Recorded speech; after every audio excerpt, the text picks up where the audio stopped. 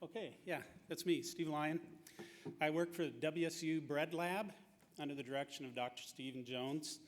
It's kind of been an incredible journey. I started out farming and then got into research with the university in the middle of the state of Washington. Driest research station in the United States, believe it or not, is in the middle of the state of Washington, right? We're known for all the rain and stuff.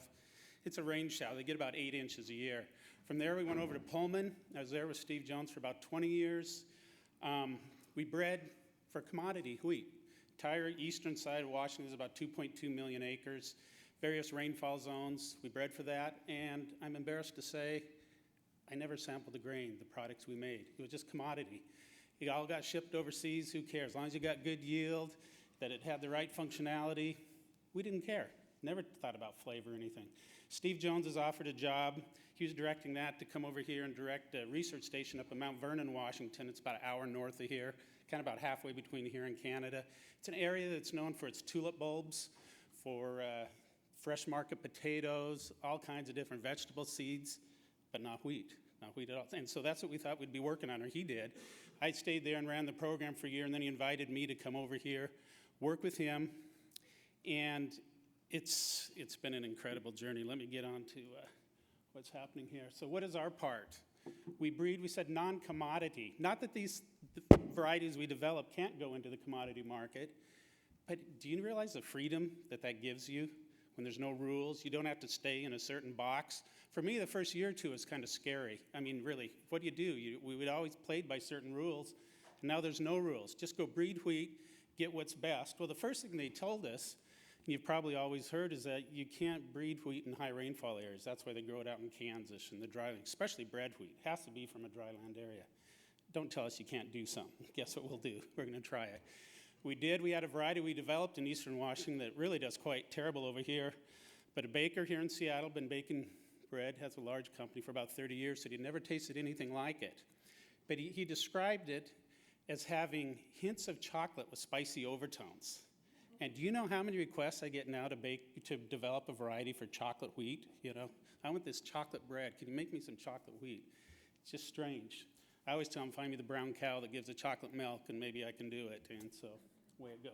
Anyway, we look at flavor, functionality, nutrition. Something we never thought of before, flavor or nutrition. Functionality has always been there somewhat, but we use these as our primary examples. First, they have to yield well. They have to have good disease resistance because the area up there is phenomenal for raising wheat. It really is. Wheat is a grass, and it's perfect. Our average high in July and August, now nobody move up there, we're getting full already, 74 degrees. Our average low in January is only 34. It's phenomenal. But because it's phenomenal for growing wheat, it's also phenomenal for diseases. So, yeah, it's not always great. And then we add and keep the value in that community.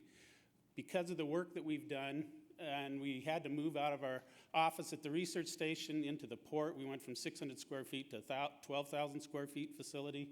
7 new businesses started, according to the port director up there, and over 200 new jobs, a direct result of the work that we have done of bringing varieties in these grains into our community that they can now use. Skagit Valley malting, some of the different beer and whiskey making places have come in there. The community college has a beer making class now, and they teach them how to be good barristers. But one of the things we capitalize is on variation. This is actually a spring barley nursery, one of ours, and you can see the variation in there just looking at it. It's what we really work on, what we capitalize on, because with our climate change or extreme weather conditions, you don't know what's going to happen. So these wide crosses are phenomenal. I'm going to keep going on here. Non-commodity. Most of the grain you'll see will either be that one in the middle or maybe the one right above it. But if you hauled a truckload of this grain into an elevator, poor guy running wouldn't know what bin to put it in, if it's purple or brown or green or blue.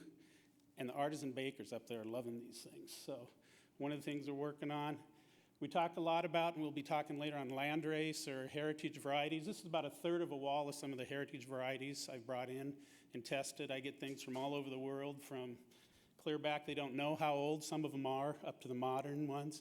And I'm looking, how can we use these? What can I cross into our modern ones? Because most of these are susceptible to the diseases up there. They don't yield well at all. Variety testing has really worked over the years, variety improvement as far as with yield. And we've been breeding wheat in the US for 120, 140 years, something about like that. Think if we've been working on flavor and nutrition and the functionality for that many years, where would we be?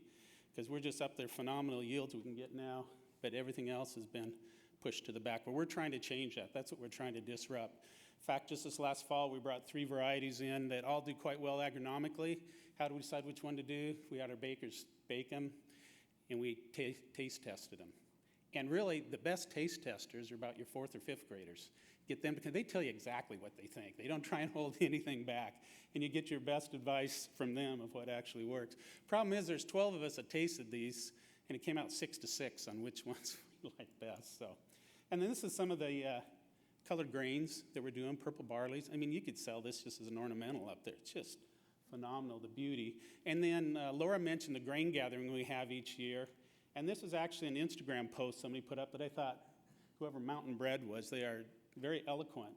They said, where it begins, a trial plots at WSU Skagit Valley Research Site. What looks like a field of grass is an ocean of genetic possibility that reaches back to the beginning of agriculture and forward to a future we know nothing about. That's what we're doing. We're going back, and yet we're moving forward.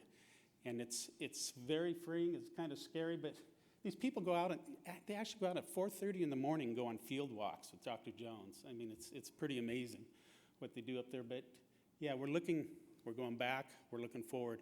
My breeding is, the older I get, the longer I'm in it. I'm going back, I love the title, Oldways, like our Oldways whole grain here. Going back, the first variety we developed up there, we actually did it the way they've been doing it, 100, 200 years ago. We made a cross, but then I left all the variation in, and you let nature drive it to the best part, to the best type. So what they're growing up in Canada in probably 10, 20 years, they'll be probably totally different than what Tom's growing down in Southern Oregon. We always think we're so smart that we know what to do. No, let nature do it. It may take a little longer, but it's going to be right. Nature's never wrong.